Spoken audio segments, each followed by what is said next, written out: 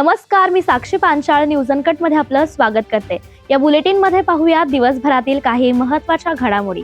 मात्र त्याआधी हेडलाईन्सवर एक नजर। पुण्याच्या विकासासाठी मोठे निर्णय, भारत मंडपन प्रकल्पाला मंजुषा नागपुरे यांचा पाठिंबा।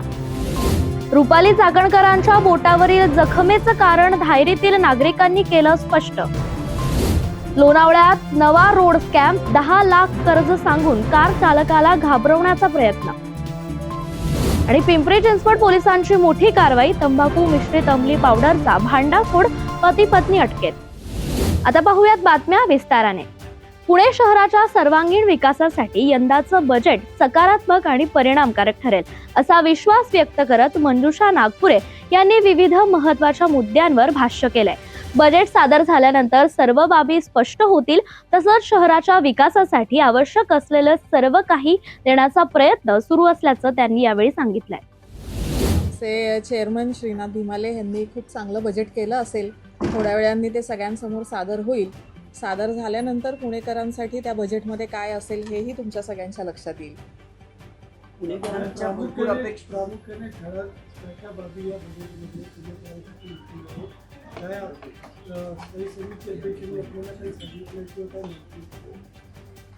मला असं वाटतं की आता बजेट सादर झाल्यानंतर जे काही प्रमुख विषय असतील, आपल्याला पुणे शहराचा विकास करण्यासाठी असेल, पर्यावरणाचा समतोल राखण्यासाठी असेल, तर या सगळ्या गोष्टी तुम्हाला बजेटमध्ये त्यांच्या प्रेझेंटेशनमध्ये दिसून येतील।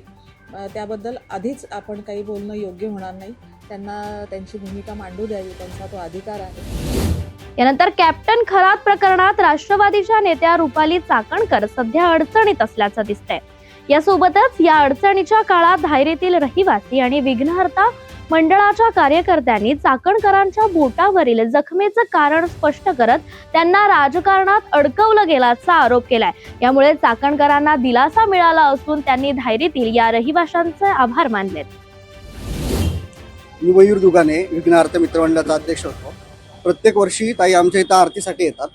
त्या दिवशी पण आरतीचं नियोजन आम्ही ताईंना घ्यायला रिसिव्ह करायला वरती गेलो होतो। गाडीतनं उतरताना गाडीच्या जेव्हा दरवाजा बंद करताना ताईंचं बोट तिथे अडकलं। क्षणाचा तिथं ताईंना रक्त वगैरे येत होता, तेव्हा शेजारच्या दामिनवाल्यांनी त्यांना जखमी करून तसंच ताईंची टिश्यू पेपर लावून ताई खाली आरतीला आल्या।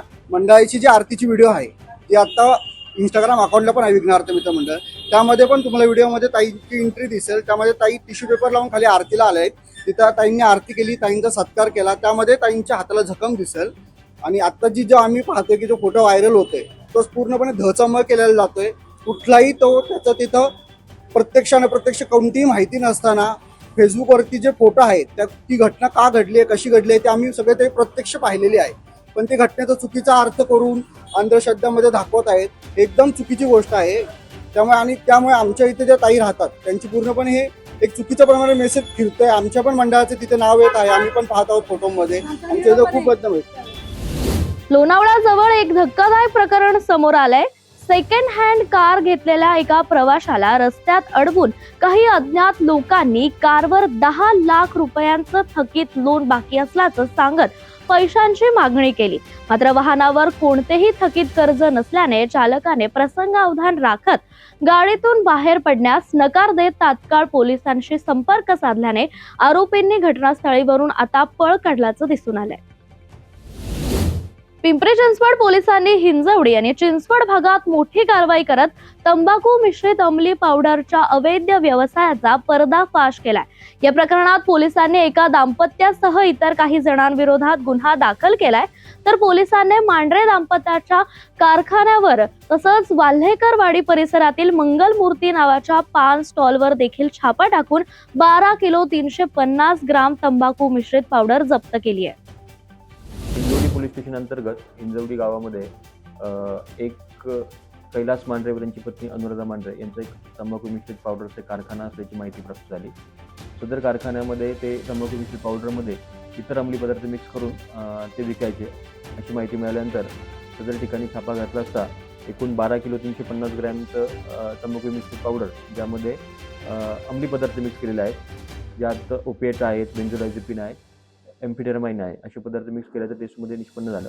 सदर 12 किलो 350 ग्रॅम तंबाखूची पावडर, ज्यामध्ये अंमली पदार्थ मिक्स होता, तो ताब्यात घेतलेला आहे आणि सदर आरोपींना ताब्यात घेतलेला आहे। कांदा आणि मक्याच्या भावात सातत्याने होणाऱ्या घसरणीकडे लक्ष वेधण्यासाठी नाशिकच्या येवल्यात प्रहार संघटनेचे नेते बच्चू कडू यांच्या नेतृत्वात प्रांत कार्यालयावर मोर्चा काढण्यात आलाय.